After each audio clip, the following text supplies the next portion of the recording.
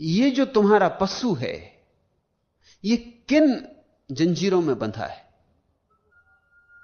कोई दिखाई पड़ने वाली जंजीरें तो नहीं, अदृश्य जंजीरें हैं वासना की, आकांक्षा की। यह मिल जाए, वह मिल जाए, 24 घंटे कुछ मिल जाए। मरते वक्त भी तुम मिलने की आकांक्षा से ही भरे हुए मरते हो। और जो तुम्हारे मिलने की आकांक्षा, पाने की आकांक्षा है, वही तुम्हारे नए जन्म का कारण बन जाती। वही पास तुम्हें नए गर्भ में खींच ले जाता है। नहीं तो नए गर्भ की कोई संभावना नहीं। द्वार ही टूट गया, राह ही मिट गई।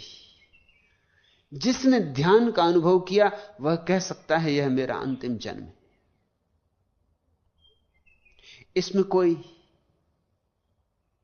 अहंकार नहीं है, इसमें सिर्फ तथ्य का निवेदन है कि मैंने अपने साक्षी रूप को देखना शुरू कर दिया है।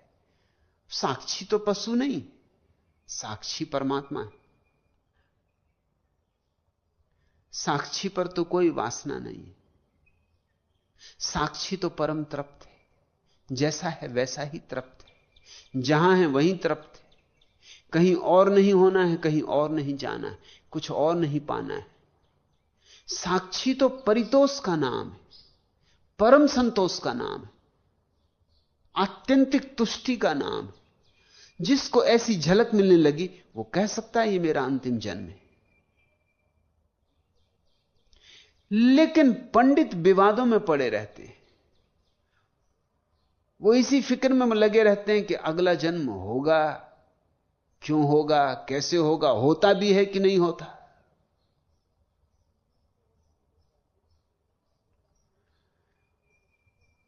किस नियम से होता है, क्या गणित है उसका, क्या नक्शे हैं उसके। वो इसी नक्शे खींचने में, गणित बिठालने में लगे रहते। पंडित से ज्यादा व्यर्थ का काम कोई दूसरा नहीं करता। उसकी सारी चेष्टा शाब्दिक होती, अनुभवगत नहीं होती। इसलिए अगर उन्होंने किसी पंडित को कहा था कि शास्त्र और सिद्धांत की आप जाने, मुझे शास्त्र का पता नहीं, सिद्धांत का पता नहीं, पर एक बात सुनिश्चित होने लगी है कि यह मेरा अंतिम जन्म। ठीक कहा था। जो शास्त्र और सिद्धांत में उलझे उन्हें ध्यान का तो समय ही नहीं मिलता। जो शास्त्र और सिद्धांत में उलझे हैं वो ध्यान तक तो पहुंच ही नहीं पाते, क्योंकि ध्यान तक पहुंचने की अनिवार्य शर्त है शास्त्र और सिद्धांत को छोड़ो, शब्द को छोड़ो, तो ध्यान में पहुंचोगे। निशब्द यानी ध्यान।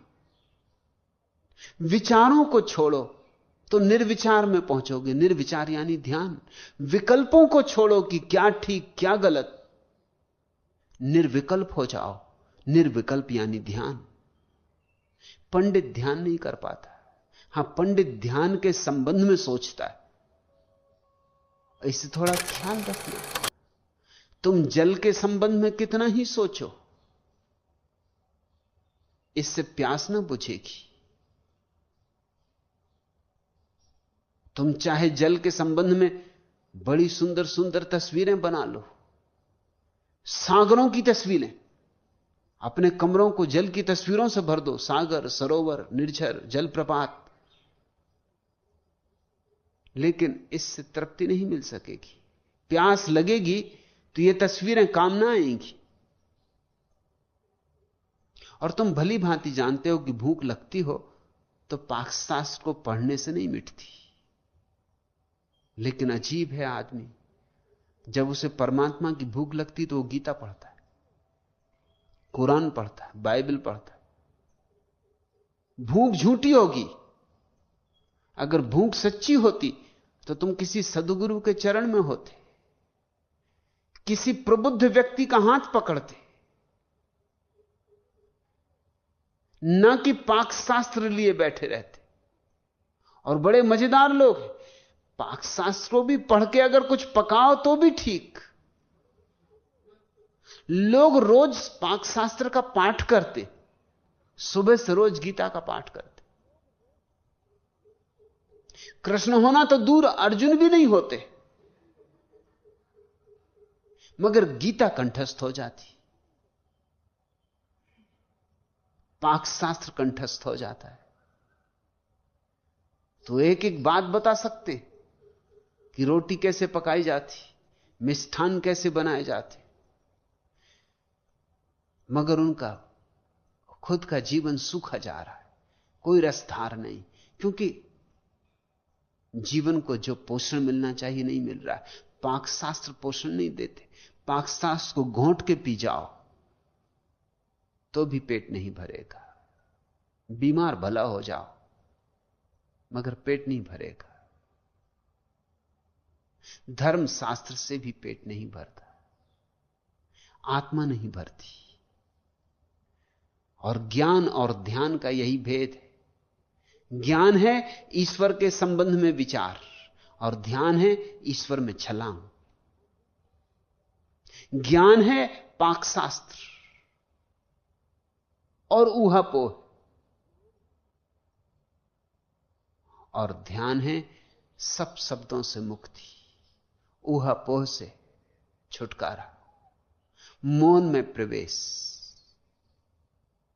इसलिए महावीर ने अपने सन्यासियों को मुनि कहा। ये सारे शब्द प्यारे। मुनि का अर्थ जो मौन में प्रविष्ट हो गया। लेकिन कितने जैन मुनि मौन में प्रविष्ट मालूम होते? बैठे शास्त्रों को पढ़ रहे हैं और उन्हीं शास्त्रों को लोगों को समझा रहे हैं। मौन कहां है? और मुनि हो गए। आचार्य तुलसी ने मुझसे पूछा, एक प्रसिद्ध जैन मुनि ने, कि ध्यान कैसे करें। मैंने कहा आप मुनि होकर और पूछते हैं कि ध्यान कैसे करें? तो मुनि कैसे हुए? और न केवल मुनि हैं आप, 700 मुनियों के गुरु हैं, आचार्य हैं 700 मुनियों के। साधारण मुनि नहीं है, महामुनि है। और पूछते हैं ध्यान कैसे करें?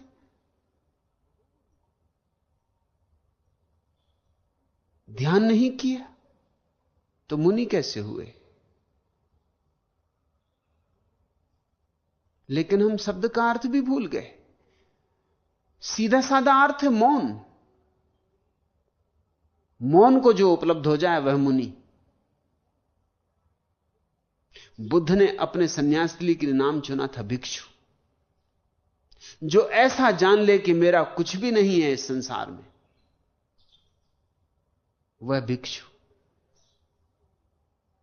वो सम्राट भी हो सकता है तो भी भिक्षु, क्योंकि वो जानता है मेरा कुछ भी नहीं। जिसने मालकियत की भ्रांति छोड़ दी वह भिक्षु। और सन्यास का क्या अर्थ होता है? सम्यक न्यास, जिससे जीने की ठीक ठीक कला आ गई, और जीने की कला में मरने की कला समाहित है। जीने की ठीक कला, मरने की ठीक कला जिससे आ गई वह सन्यासी है।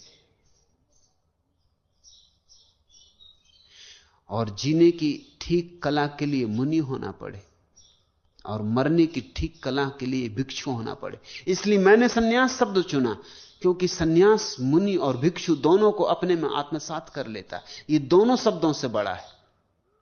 मुनि जीवन की कला है और भिक्षु मृत्यु की कला है। बुद्ध ने अपने भिक्षु के लिए पीत वस्त्र चुने थे, क्योंकि पीला रंग मौत का रंग है। जब पत्ते मरने के करीब होते हैं तो पीले पड़ जाते। जब व्यक्ति मरने के करीब होता है तो चेहरा पीला पड़ जाता है। पीला रंग मृत्यु का प्रतीक है। इसलिए बुद्ध ने भिक्षु के लिए पीत वस्त्र चुने, क्योंकि भिक्षु की कला ही एक बात में निर्भर है, कैसे मरूं? ऐसे मरूं कि फिर दोबारा जन्म ना हो। मगर तुम ठीक से तभी मर सकते हो जब तुम ठीक से जिए हो।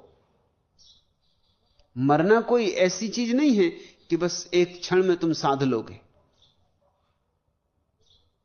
तुमने जीवन भर साधा हो ठीक से जीना, और ठीक से जीने के लिए मौन कला है। तुम जिए हो शांत भाव से। जगत में उठते रहे तूफान और कोई तूफान तुम्हें कपाए ना। अंधड़ चले और कोई अंधड़ तुम्हें हिलाए ना। चीजें बने और मिटें और तुम अप्रभावित रह जाओ, अस्पर्शित। ऐसा तुम्हारा मौन हो तो तुमने जीवन की कला जानी। और जो जीवन की कला जानेगा वही एक दिन मृत्यु के परम रहस्य को समझ सकेगा। मैंने सन्यास शब्द चुना क्योंकि उसमें दोनों समाहित थे, जीने की, मृत्यु की कला।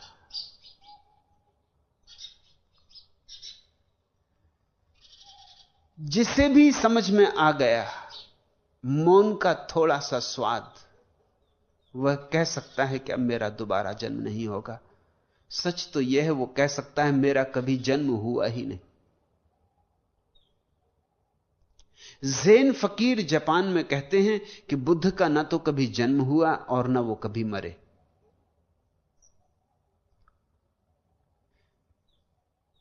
फकीरों की बातें फकीरों के ढंग से समझनी चाहिए।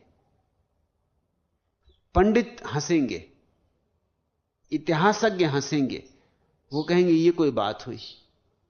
हम भली भांति जानते हैं कि बुद्ध का जन्म हुआ और बुद्ध की मृत्यु हुई। कहां जन्म हुआ वो भी हमें पता है, कहां मृत्यु हुई वो भी पता है, ऐतिहासिक प्रमाण उपलब्ध हैं। चूक गए, फकीर की बात समझे नहीं। फकीर भी नहीं कह रहा है कि बुद्ध का जन्म नहीं हुआ और बुद्ध की मृत्यु नहीं हुई। वो ये कह रहा है कि गौतम बुद्ध और